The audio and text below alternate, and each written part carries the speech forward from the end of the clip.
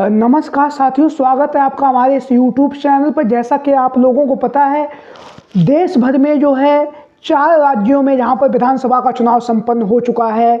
जहां पर हम बात करेंगे 4 राज्यों में, 2 राज्यों में जो है इंडिया गठबंधन की सरकार बनी है और 2 राज्यों में एनडीए गठबंधन और बीजेपी के सहयोगियों की सरकार बनी है।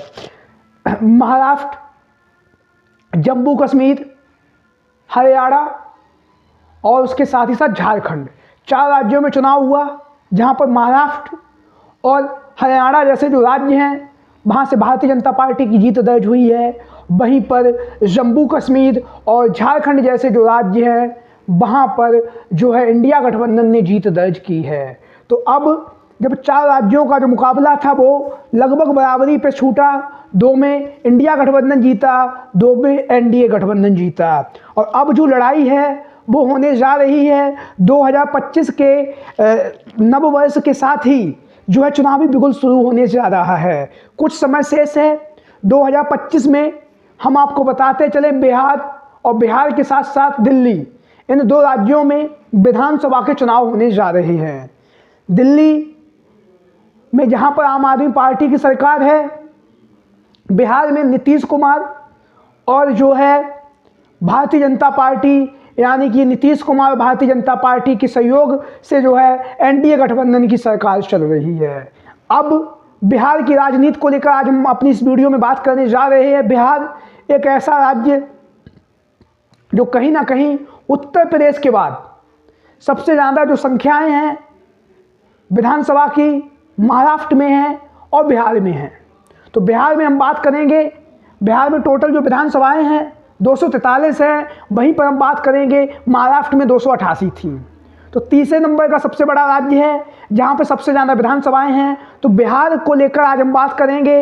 बिहार में एक तरफ जहां पर एनडीए गठबंधन है, नीतीश कुमार हैं, बीजेपी पार्टी की सरकार चल रही है, और वहां पर हम आपको बताते चलें बीपीएससी के जो छात्र जिनके ऊपर धरना प्रदर्शन जो कर रहे थे, उनके साथ में खान सर, जो आप लोग पता ही हैं, काफ़ी देश के माने हुए शिक्षकों में से एक हैं।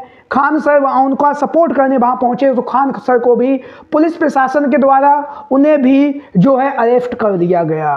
तो बिहार की राजनीति, चुनाव होने जा रहा है और चुनाव होने के साथ साथ जिस तरह से शिक्षा और रोजगार के जो मुद्दे हैं उनको लेकर लगातार बिहार सरकार पर अब हमला बोले जा रहे हैं। जहाँ पर बिहार जैसे राज्य में नीतीश कुमार ने जब तेजस्वी यादव के साथ में गठबंधन किया, महज 17 महीने सरकार चली, लेकिन कहीं ना कहीं तेजस्वी यादव ने बिहार के अंदर जो है बदलाव लाके खड़ा किया है। जो सच है वो सच है, जो है तेजस्वी यादव ने वहाँ पर बहुत सारे काम भी किए हैं। अपनी 17 साल की जो सरकार थी, 17 महीने की जो सरकार थी, उस सरकार में तेजस्वी यादव ने काफ़ी काम किए, रोजगार दिए, नए नए इंफ्रास्ट्रक्चर बनाए।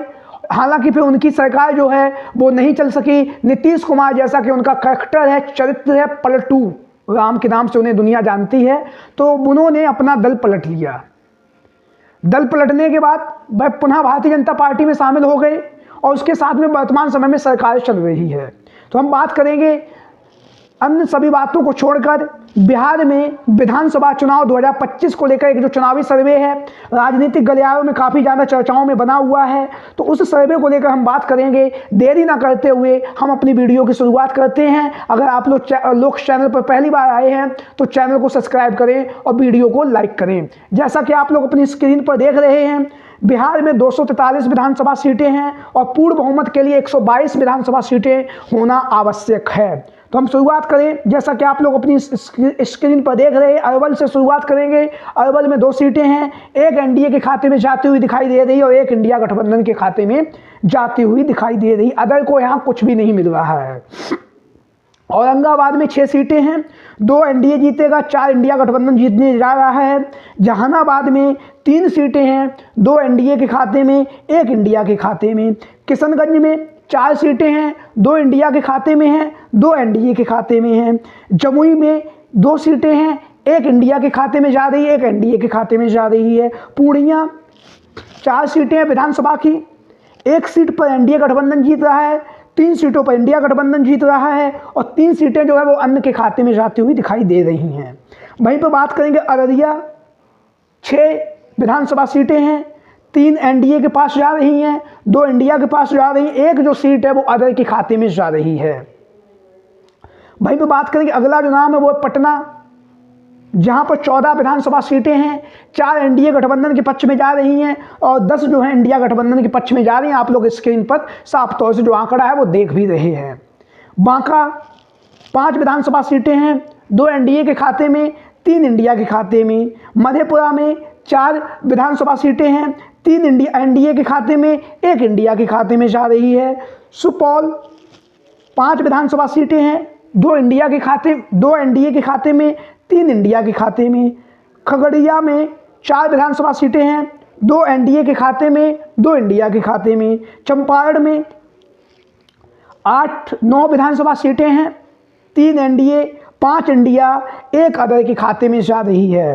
वैशाली 8 विधानसभा सीटें हैं, 5 एनडीए गठबंधन, 3 इंडिया गठबंधन, अन्य के खाते में कोई भी सीट नहीं जा रही है। सारण 10 विधानसभा सीटें हैं, 5 एनडीए को, 5 इंडिया को।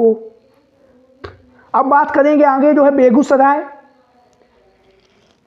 3 एनडीए को, 3 इंडिया को। समस्तीपुर 5 इंडिया को, 5 एनडीए को। कटिहार में 3 एनडीए को, 4 इंडिया को। भागलपुर में 4 एनडीए को, 3 इंडिया को। उसके बाद बात करेंगे चंपारण में 7 एनडीए को, 5 इंडिया को।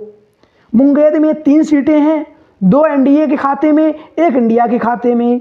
लखीमसराय में जो है 2 सीटें हैं, 2 की दोनों सीटें जो हैं इंडिया गठबंधन के खाते में जाती हुई दिखाई दे रही हैं। भारतीय जनता पार्टी एनडीए गठबंधन को यहाँ पर कोई भी सीट मिलती हुई नहीं दिखाई दे रही है। नालंदा में 7 सीटें हैं, 3 इंडिया को, 4 एनडीए को। शेखपुरा में 2 सीटें हैं, 1 इंडिया को, 1 एनडीए के खाते में जा रही है।